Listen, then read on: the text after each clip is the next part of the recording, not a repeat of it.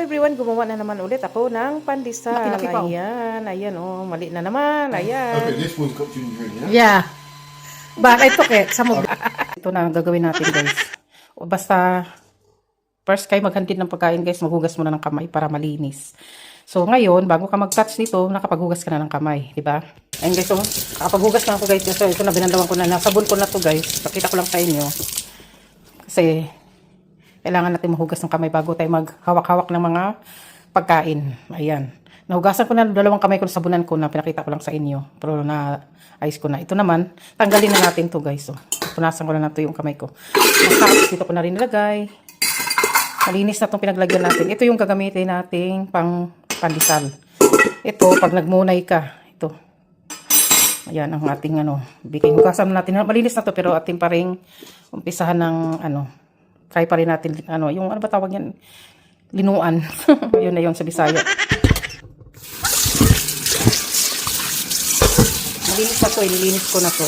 So, may sugar ako. Pero, ang gagamitin nating sugar nito, guys, 1/4 cups lang. Tapos, asin, kalahating teaspoon lang. Yun lang. So, ngayon, umpisahan na natin siyang mag-bake ng pandesal. Sana hindi naman maging, kasi hindi to all-purpose din eh. Basta, lang to, plain. So, lagay ko dito, parang natin, i-mixer. Ayun. Umpisa na natin mag-try. Pero itong milk, guys, whole milk itong gamit ko, mag-warm ko, kasi kailangan talaga warm ang milk. Maganda kasi pag warm milk and warm water, pag walang milk, para madaling mag-grease yung, pandesal. Diba? Umpisa na natin siya magtakal ng 4 cups ng flour. Lang, hindi yung cups na pang tea, ha? Ito lang. Itong cups na to ang gagamitin to. 4 to. Lagay natin doon. Guys, malinis na yan. Ilagay natin tong 1 cup of flour. Basta, cup na ganyan, guys. Next naman. 2, 3, 4. O, diba? 4 na yan, guys. Ito, guys, oh. Kung ayaw yung tamisan, ganito lang. 1/4 na to. Gusto yung dagdagan, kalahati, ayan. Pero ako kasi di ako masyado mahilig matamis. Brown sugar, guys, mas maganda. Kaso lang, ang brown sugar ko ay masyadong pula siya. So, ito muna lang gamitin natin. Pero matamis na kasi ito eh. Yung halo natin sa dry ingredients muna tayo. Ayan. Pero itong yes, guys, doon na lang natin ilagay sa bowl. Ihalo natin doon sa may milk para mag-grease siya ng maayos. Pati yung eggs. Depende naman yan sa inyo kung paano nyo gawin eh. Pero ito sa akin. Ito yung salt, guys. Oh, ihalo natin dyan salt. Ito kasi, mayroon ako measurement dito. Ito yung half teaspoon. Kasi lagyan pa natin siya ng cheese. Ayan, halo-haloin muna natin siya dyan.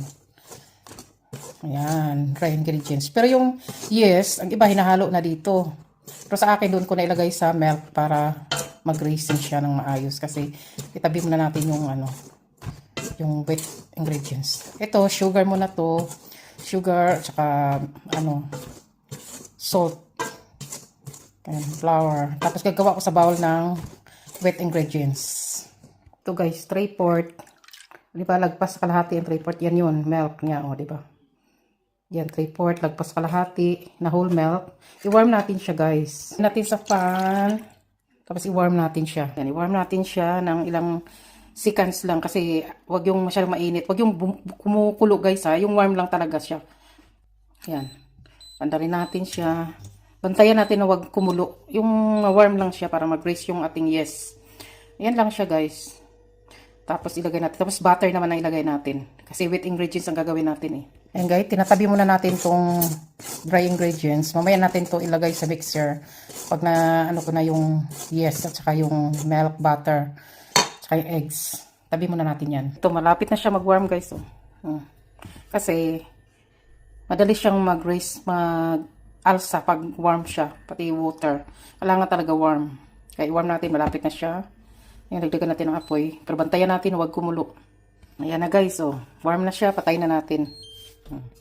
Tapos next natin, butter naman ang warm natin, kalahating cups. Okay, lagay natin milk dito na warm. Hindi siya kumulo, ha. Para lang siyang malapit umusok. Tapos mag-ano na naman tayo ng 1 cups butter.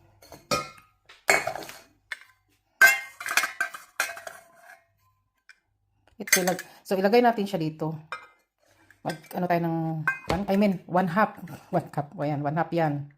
Ito, guys, ang butter. Ayan, oh. I-melt natin to para ilagay doon sa siya. Kailangan 1/2 cup lang siya guys. Kung sumobra, wag nyo nang ilagay kasi sobra naman ng lambot. Ano naman siya. So, ito, sukatin natin siya.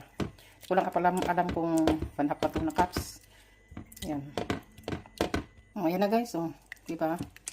Natunaw na yung butter. So, 1/2 cup lang gamitin natin. Tapos itabi natin ng sobra. Ito guys. So, lagay natin dyan ng butter. 1/2 cup. Yan. May natira pang kunti dito. Ayun. Tabi muna natin yun para pang lagay natin sa bowl mamaya. Lagay natin 2 itlog to guys. Tapos, OB concentrate. Lagay natin. Tapos, yes, ang ilagay natin dito. Tapos, OB na liquid. Ihalo natin dito. Okay? Ayan guys, 2 itlog. Isa pa. Ayan. Tapos yung yes. Haluluin natin yan guys. So. Tapos yung yes. 2 yes lagay natin para alsa talaga. Ayan.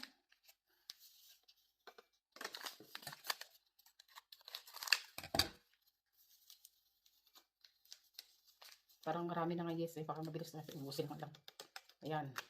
Tapos, igano na siya guys. So, halu-haluin. So guys, so ang ube flavor natin. Lagyan natin siya ng, ayan o, isang kutsara. Kung gusto nyo makulay, ang buhay, lagyan nyo ng kulay. Ayan guys. So, ito, isang kutsara to eh. Tablespoon. Ayan o. Ayan, ilagay natin dito. Kung gusto nyo makulay, dagdagan nyo na lang. Ako, dagdagan ko na lang. Ayan o. Ganun mo na lang.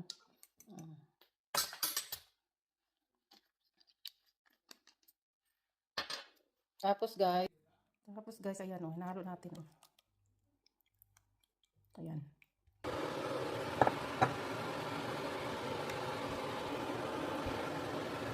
Ayan guys, i-mixer na natin lahat ng ingredients natin. Nilagay na natin dyan yung wet and dry. Ayan. Dyan sa mixer na yan. O, diba? Dandahan lang muna natin first guys. Ayan. Para hindi masyadong mabigla. 10 minutes lang siya guys. 10 minutes. Ayan. Tapos kukunin natin siya. 10 minutes na siya. Naglapot na siya. Pag ganyan, malapot na siya. Ayan o. Di na siya dumidikit kasi tamang flour naman yung ginamit natin. Tapos, ayan, ganyan siya guys. Paalsahin natin siya. May butter siyang natira kanina. Kunti dyan, nilagay natin dyan. Dun sa pinawarm natin na butter. Tapos, balutan natin siya ng cling film. Tapos, ilagay natin sa warm na area. Para maalsa siya. Madaling mag-alsa. Ayan o. Balutan natin siya.